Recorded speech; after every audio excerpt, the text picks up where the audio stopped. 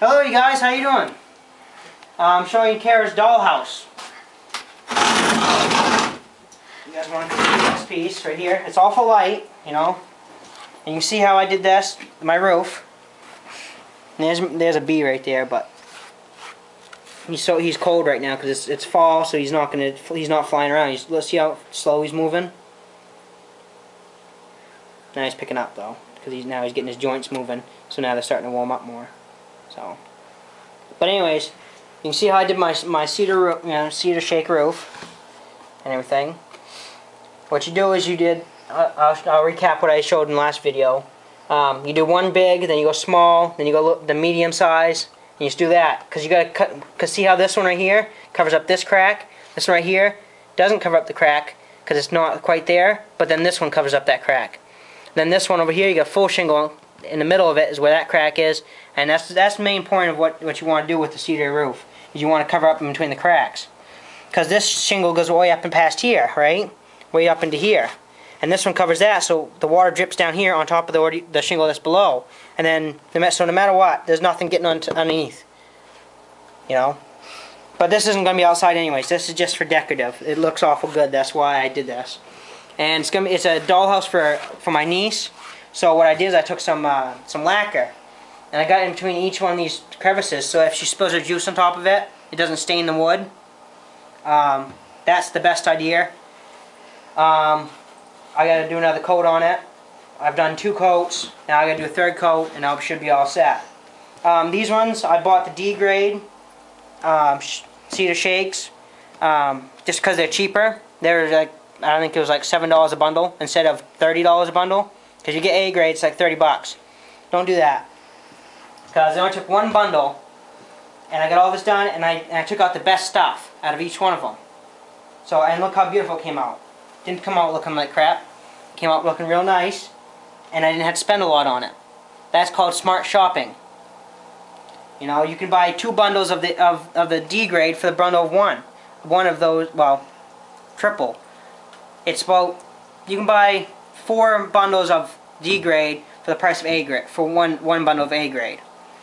So it makes no sense, because you can still pick and choose which ones you want. So like, there's nothing wrong with this one right here. Nothing wrong with that. Nothing wrong with this one. Nothing wrong with this one. This one. This one. This one had a little bit, but you can work with that. This one, nothing wrong with that. Besides a little bit right here and a little bit right here. That isn't bad. Because, again, it's not going to go outside. And even if it did, it would have been just fine. And then, you know, see, most of these are actually good shingles. And some of them at the ends, like when they had the pieces, it goes up to here. Like at the ends they were hurt. Who cares? You're not going to see that end piece, are you? You're only going to see this part of it. You know? So anyways, so what I did there is I, you know, did that. Then when you get up to here, you had to cut, what I did is I measured from here. Actually, I measured from the top of here down to here until I got 4 inches to the end of the roof. And each one of these is 4 inches apart. And what you do is you measure 4 inches from your plywood that you put underneath this. And you measure 4 inches, and then you make your mark. After you get the first set all done. After you get the first set of the shingles on, you measure 4 inches. And then you run a line across. Then you measure another 4 inches. And you run a line across. And then you put another set of shingles on. Line across. And just keep doing that until you get up there. Then at the end, when I had this, I had 4 inches here. Right? But the nails were showing. And then the ends were showing. And I didn't want that showing because, you know, the scrufflies on the edges could get hurt, you know, could hurt. Because, you know, you get that little bit of uneven wood or something like that. So what I did is I took took some nice pine boards I had and I lacquered them. And I put them on here. This is a 3-inch board on the top. No, it's a 2.5-inch board. That's what this one is. So I have still some of this shingle showing. But yeah, I've covered up all that stuff that could hurt the kids. And then right here, I did a fascia board. Normally I wouldn't face nail stuff because it looks like crap, but there's nothing else I could do. Because right down here, I only had this to nail to, and I can't nail down the bottom. I couldn't nail nowheres. So I had to face nail it. Just like with coil stock, if you can avoid face nailing coil stock once you get, you know, on a building, then the better off you're going to be. It's going to look a lot better. You can see it's all the white trim that's around the top of all buildings. underneath the tin roofs, that's where all your coil stock is. And you don't want to face nail it, because it's going to look like crap.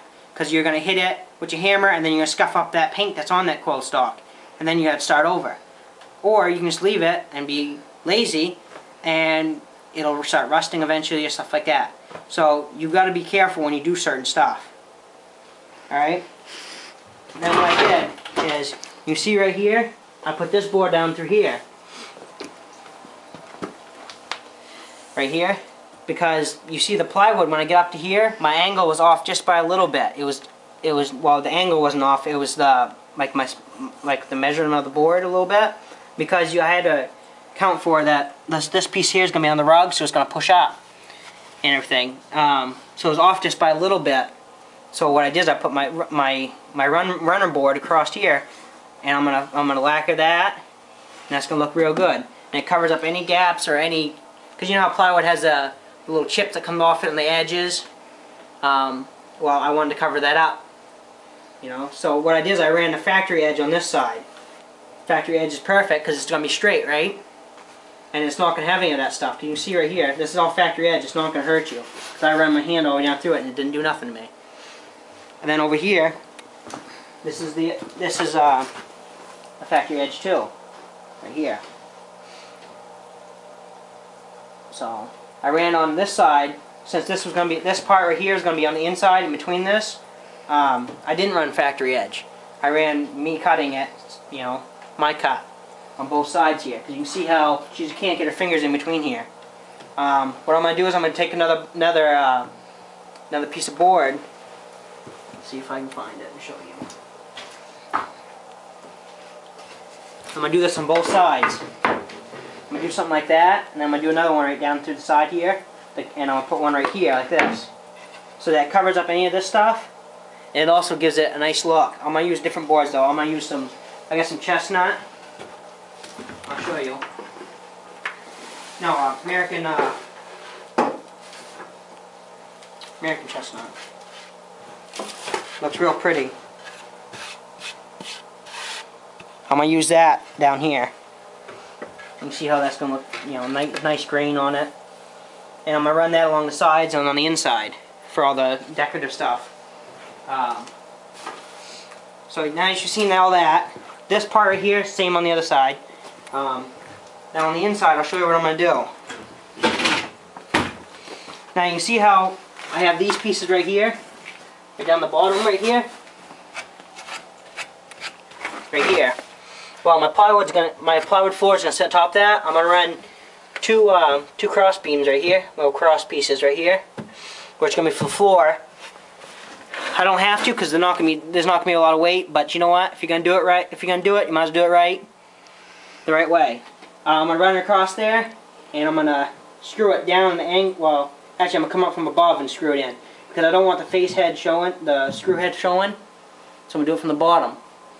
Because this piece right here is going to be exposed. It's going to look like this, because I've already lacquered this piece. Right here. And right here, we're going to put wallpaper all through here. And up above here, you can see how these nails are exposed?